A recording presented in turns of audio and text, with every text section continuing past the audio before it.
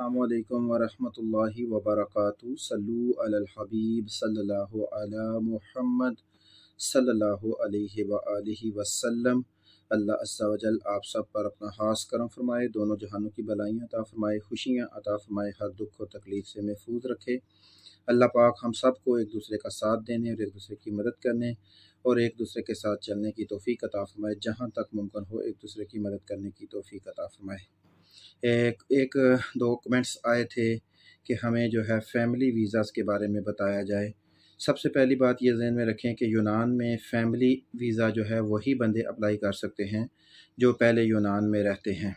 जो बंदे यूनान में नहीं रहते उनके लिए फ़ैमिली वीज़ा अप्लाई करना मुश्किल है। वो सिर्फ़ शेंजन वीज़ा अप्लाई कर सकते हैं और शेंजन वीज़ा जो है उसके लिए जो रिक्वायरमेंट्स हैं और जो डॉक्यूमेंट्स हैं वो पावरफुल होने चाहिए, क्योंकि इसमें एक तो आपने एम्बेसी को ये यकीन दिलाना होता है कि आप विज़िट करके वापस आएंगे।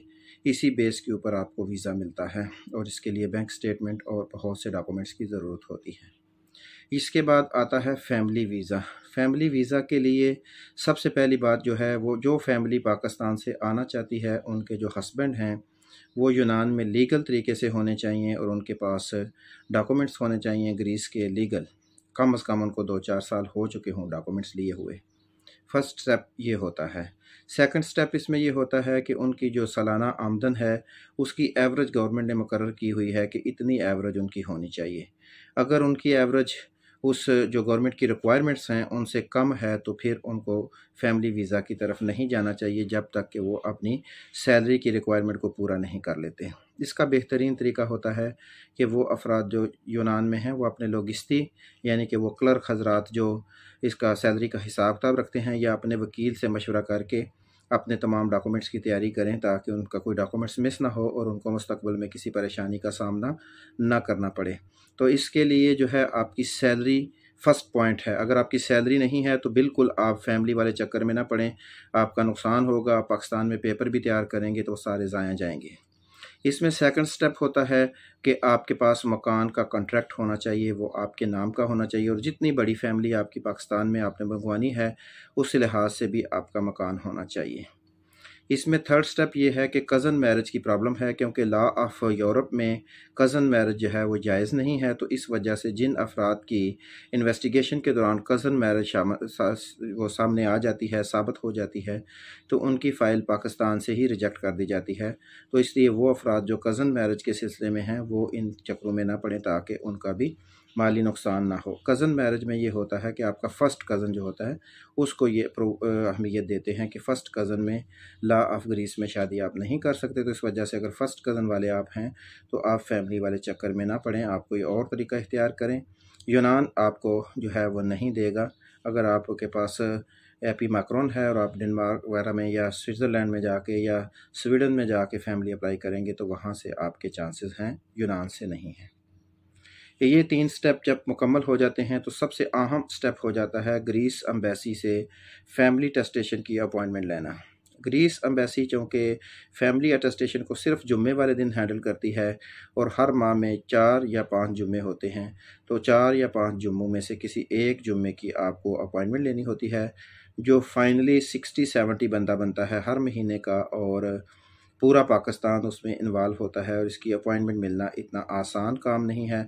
ज़ाहिरी बात है इसकी अपॉइंटमेंट फिर आपको जो चीज़ मार्केट में मुयस्सर ना हो तो फिर उसकी कीमत भी बढ़ती जाती है, तो फिर आपको फैमिली अपॉइंटमेंट का बंदोबस्त करना होगा।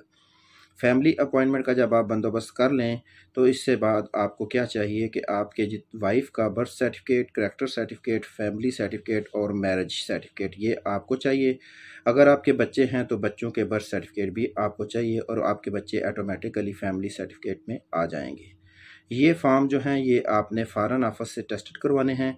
जब ये फ़ार्म आप फ़ॉरेन ऑफिस से टेस्टेड करवा लेंगे तो फिर ये आपने इन फ़ार्म को जो है फ़ॉरेन ऑफिस से वो टिकटें लगा के मोहरों वाले जो हैं वो टेस्टेड करवाने हैं। टेस्टेड करवा के अपनी अपॉइंटमेंट जो कि आपकी किसी भी जुम्मे की होगी उसको आपने उस वक़्त आपने ग्रीस एम्बेसी में जाना है। ग्रीस एम्बेसी आपको एक वकील का नंबर देगी और फिर आप अपनी फ़ाइल लेके वकील के पास जाएंगे। 30,000 रुपया आपसे वो वकील फ़ीस लेगा। फ़ीस लेने के बाद वकील आपकी फ़ाइल रख लेगा और आपकी इन्वेस्टिगेशन शुरू होगी।